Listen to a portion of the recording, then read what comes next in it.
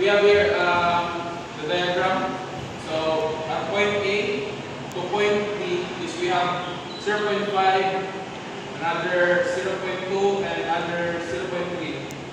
And we have here 30 degrees, both GCD nga angle sa padulong sa dali sa A nga angle. So A o B angle is 15 degrees. So first, we will get the moment. So positive, and it will turn counterclockwise equals 0. NC times 0.7. Ang makuha na ito ang 0.7 is dire. Plus na ito 0.5 o 0.2 because NC kung na siya padulong sa A to C. So 7 minus siya kay pasaka sa mga itong ikuha is ang A, pasaka minus 25 times 9.81 N times 0.5 dire lang kaya wala na siya and then cos 30 equals 0. It will result 151.71 Newton, or if atong three significant figures is ato yung round off into 152 Newton. Second is we will get the summation of fx. It will be positive because ang x-axis along dito is positive. Positive siya, equals 0. So T80, we wrote this T80 because para T sa diagram na A of B. So cosine 15, kanina naman ang 15, A of B. So 15 minus 151.71 Newton, which is ang nakuha na ito sa moment. Cosine, itayin sa cosine 60. Na cosine 60 siya because pag ato ni siya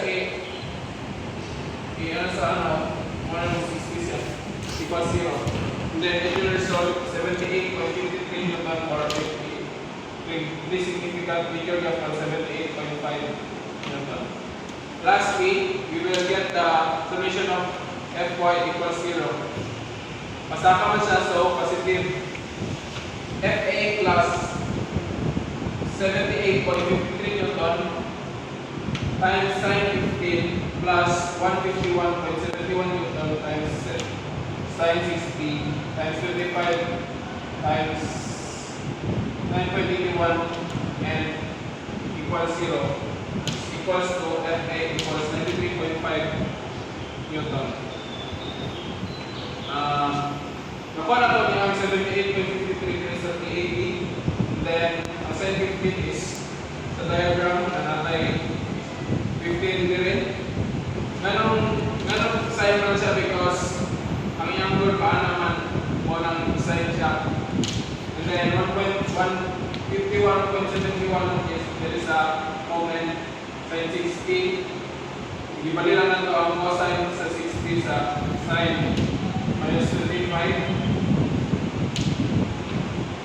Writing angle niya lang equal 25, 9.51. Result ng 3.5. Ganong, asa na mo nakuha ng 9.81? So, nakuha din na ito ang 9.81 because sa B, naman sa gravity. Okay, naghaman siya na walay support. Walang nakuha 9.81 niya.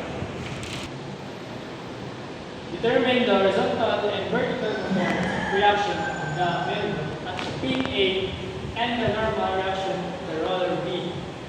So in this diagram, we have 750 Newton and 3 feet. And also here we have FB, we have X and Y axis, which is FB sin 30, FB cos 30. And we have 2 feet. Here, since it's spin, so we have two reactions, the AX and AY. So, this is moment is equal to 0, MA is equal to 0.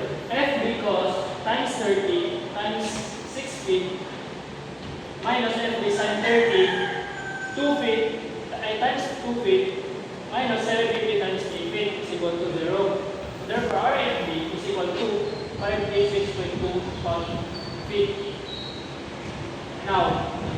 calculate the summation of fx and fy. So, first, summation of fx is equal to 0.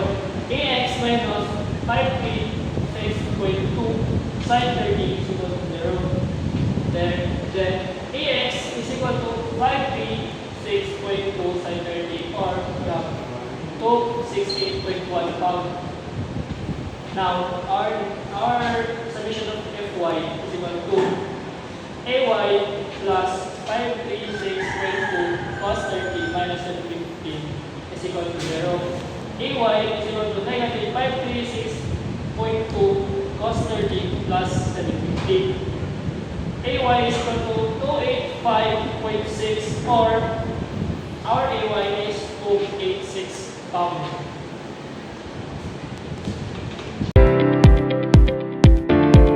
Why is it? It is FP sine 30 and FP cos 30. So, asa ka nakakakuha ng FB cos 30 o FB sin 30? So, simply, since ang ato ang paana mataas is y and our x-axis and y-axis. So, ang atong FB dali, atong may tama na ito tayo is ato na dito. Since dali 30 dali, so mo na itong mukha ko sa x. So, x-axis is equal to FB cos 30. So, itong y-axis is equal to 36. Since dali 30 degrees Japan, so same na siya FB sin 30. Good day, brother. Today we are about to solve this problem set, which is determine the reaction at the support area. Now, we need to analyze our problem set on our point A and our point B, which is consists of 2 plus 2 plus 2 meters in the horizontal area and 5 kilonewtons submitted in the upper horizontal area and has a vertical of 2 meters. It has a pin and a roller. Now, we need to find the moment at P here. So, moment is equals to 0, which is 8 times 2, which is here, times 2, this area, and plus 6 times 4, which is here, to here, minus 5 times 2, which is here, to here, minus ay times 6, which here, to is equals to 0. If you calculate all of this, it will equal to ay is equals to 5 kilonewton meter, 5 kilonewton meter. Now, for the moment at A, so moment A is equals to 0. In B, times 6 minus 8 times 4 is equals to here, minus 6 times 2, 6 kilonewtons to 2 meters, minus 5 times 2, here and here, is equals to 0. So, if you calculate all of this again, it will equal to NB is equals to 5 kilonewton meter. And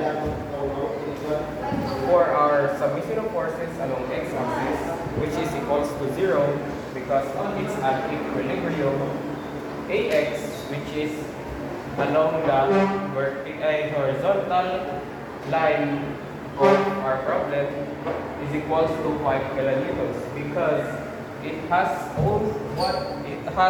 only one forces along the vertical axis.